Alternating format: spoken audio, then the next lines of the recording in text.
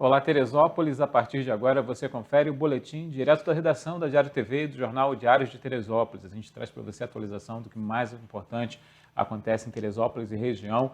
E a gente começa falando de acidentes gravíssimos ocorridos neste domingo em Teresópolis. Na RJ 130 foram 2 acidentes com mortes que ocorreram com 5 horas de distância um para o outro, de diferença, de tempo. O primeiro foi na localidade de Boa Fé, em que esse automóvel, o Monza marrom, acabou atingindo 2 motocicletas. Uma frontalmente, você vê aí, uma totalmente danificada, a outra foi retirada do local. O motorista desse Monza nada sofreu, porém, um dos motociclistas acabou morrendo no local. A batida aconteceu na tarde deste domingo, ali na RJ 130, à altura do quilômetro 10. Esse motorista desse Monza, ele ficou bem, ele foi atendido, ficou no local, foi atendido ali, passa bem ali, apesar do estado do carro, como você pode ver, a violência da batida, ficou totalmente destruído, mas o motorista sofreu ferimentos leves. Um dos envolvidos na batida foi levado em estado grave para o hospital, já o outro também só com ferimentos, mas o morador de Vargem Grande, conhecido como Dunguinha, o nome dele é de Wanderson Melo, ele acabou morrendo no local antes mesmo de receber atendimento.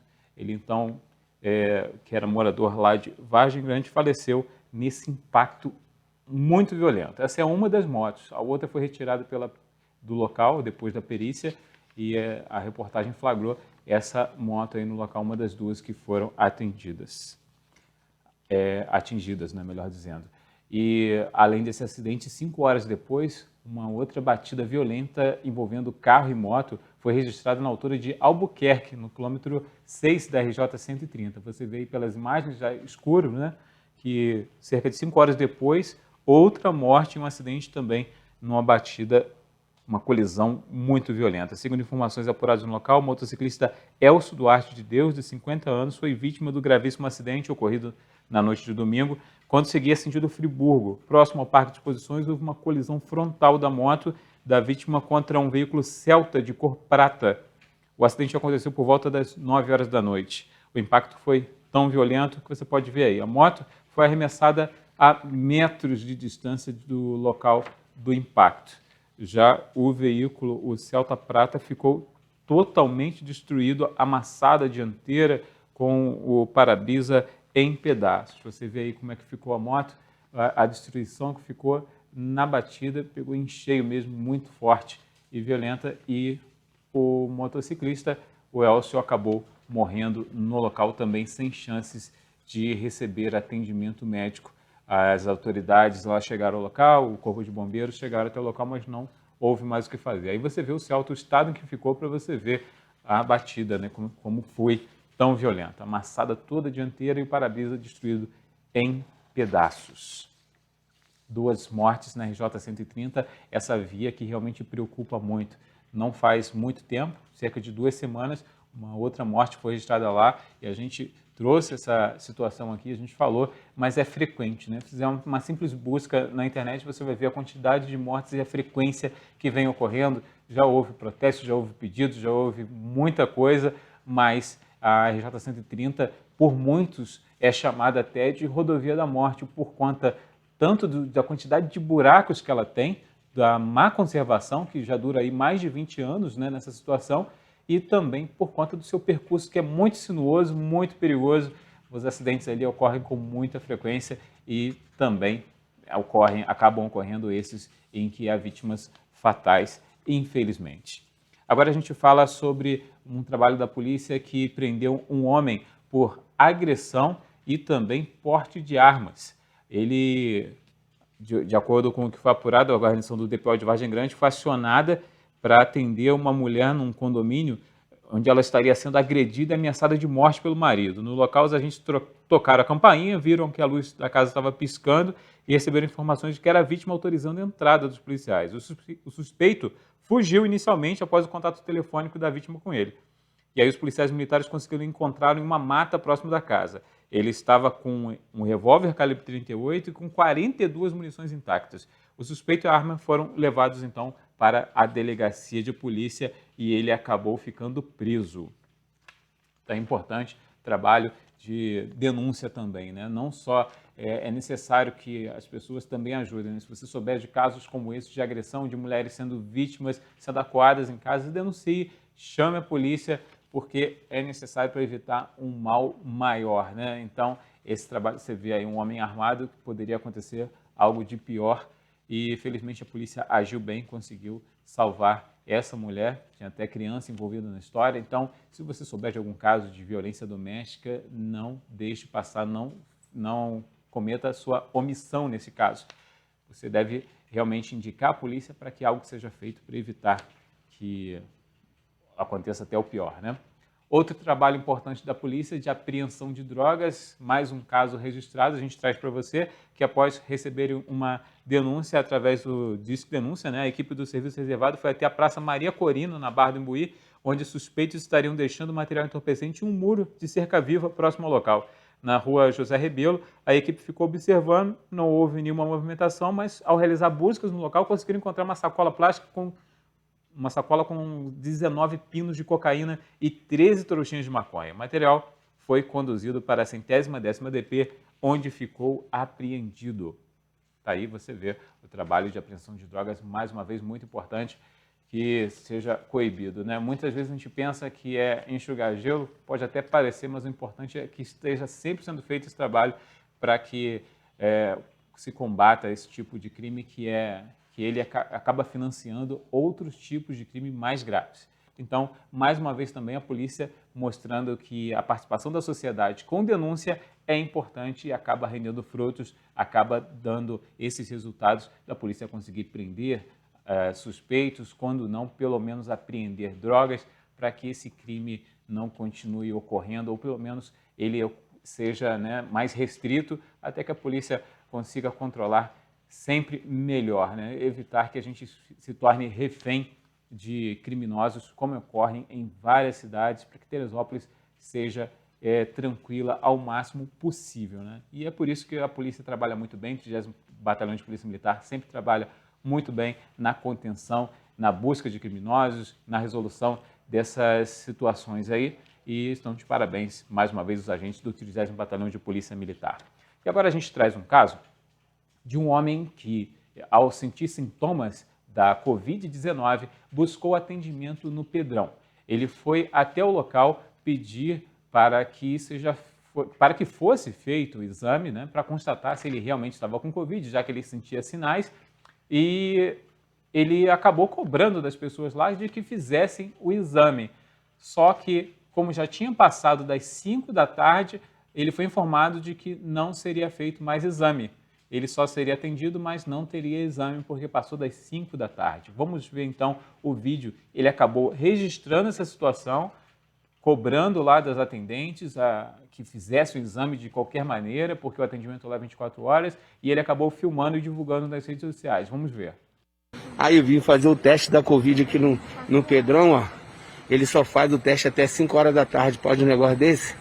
Se o cara tiver que é de morrer, a menina tá falando aqui, ó. Só faz o teste. Mas tá, não, eu quero o teste, eu preciso do teste. Eu preciso do teste. Como é que uma cidade com sinal vermelho que é de Covid e não tem teste de Covid após as 17 horas? Olha aí, tá todo mundo ali, ó. Olha só, ó. Olha. E não tem teste de Covid pra mim.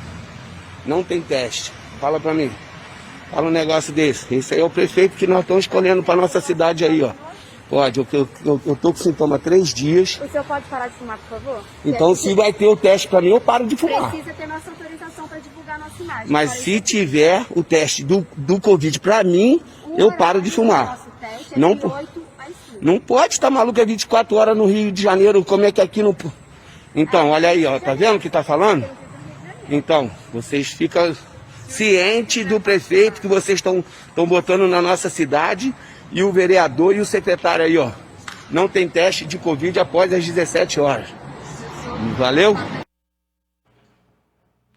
Tá aí a reclamação da pessoa que foi até o Pedrão querendo fazer o exame para constatar se estava com Covid-19. Primeira coisa a salientar, é importante, que a gente até pode constatar na imagem, é que esses profissionais trabalham sem nenhuma segurança ali, né? Não tem nenhum guarda, não tem nenhuma polícia, não tem nenhum tipo de segurança para eles trabalharem naquele local. Mesmo que seja à distância, por se tratar de um local em que há entradas de pessoas possivelmente com a Covid-19, mas deveria haver ali alguém acompanhando essas pessoas, esses profissionais, porque é um momento muito delicado. As pessoas estão aí, como essa pessoa, esse senhor, foi até o local com um sentimento de poder estar com uma doença grave, né? Que a gente sabe que a Covid-19 é grave. Em alguns casos, acaba causando a morte. Teresópolis, como a gente trouxe aqui no final de semana, é a cidade com a mortalidade, o índice maior de mortalidade entre Teresópolis e Friburgo. É a cidade, Teresópolis, Petrópolis e Friburgo, nós temos o maior índice dessas 3 cidades. E comparando com as 15 cidades da região serrana, Teresópolis fica atrás apenas de 2, só 2. A mortalidade em Teresópolis é maior do que as outras 12 cidades. Então, é importante salientar que essa procura da população é cada vez maior, o nervosismo é grande, as pessoas vão ficar irritadas ali quando elas tiverem esse tipo de notícia. Então, cabe à Prefeitura e à Secretaria de Saúde fornecer ali a segurança, garantir a segurança desses profissionais, que estão ali só seguindo o que eles têm à mão. Eles não são culpados de não poderem fazer o teste, né? Eles estão seguindo determinações. Infelizmente, se não está sendo feito teste, se não é possível fazer teste, ou se o protocolo é eles estão seguindo o que foi estipulado pela Secretaria de Saúde, pela Prefeitura, pelo governo municipal. Então, vamos ter um pouco de paciência até com esses profissionais que estão ali trabalhando, se expondo à doença para poder fazer o atendimento. Eles não são os culpados caso o atendimento não esteja sendo feito de acordo com o que a população mais queria, né? Isso é mais culpa de quem faz a gestão municipal, quem faz a gestão da saúde, a gestão do município, que deveria fazer algo melhor para atender esse anseio da população que busca lá para fazer um exame e não está sendo feito. Então é importante a gente lembrar isso. De um lado está certo o paciente, né? O cidadão está certo de cobrar, por outro lado está certo o profissional de que está fazendo o seu trabalho. Então vamos respeitar as pessoas, os profissionais que estão lá, a gente não pode expor, tanto é que a gente borrou aí a imagem desses profissionais, porque a gente não tem que expor essas pessoas, mas temos também que mostrar que há o anseio do cidadão nessa situação. E mais uma situação que o cidadão também acaba ficando nervoso, com raiva, por se sentir desrespeitado, é com o INSS, que nesta segunda-feira deveria abrir as portas, não só em Teresópolis, mas em todo o Brasil, como foi anunciado pelo governo federal. Mas o cidadão que precisou buscar o INSS acabou frustrado. Você vê aí a nossa agência do INSS não abriu nesta segunda-feira, conforme prometido pelo governo federal. De acordo com informações dos funcionários lá no local, não há previsão de abertura da agência por conta da necessidade aí de protocolos, enfim, não há uma explicação exata sobre essa situação, porém, não há previsão, não só em Teresópolis, como nas cidades, nos municípios da região serrana, de abertura das agências, de reabertura do atendimento das agências do INSS. Então, quem foi lá, procurou pelo atendimento e já está há muito tempo aguardando, né? A gente sabe que muita gente tem dificuldade e acaba dando de cara com a porta ali no INSS. Resta para a população mesmo os atendimentos dos canais eletrônicos, que é o telefone 135 ou o portal Meu INSS, que são os canais de atendimento, mas para muita gente só o atendimento físico vai resolver o caso. A gente sabe aqui, na nossa pesquisa que foi feita aqui, pelo nosso jornalismo, a agência do INSS mais próxima que reabriu mesmo foi a de Guapimirim.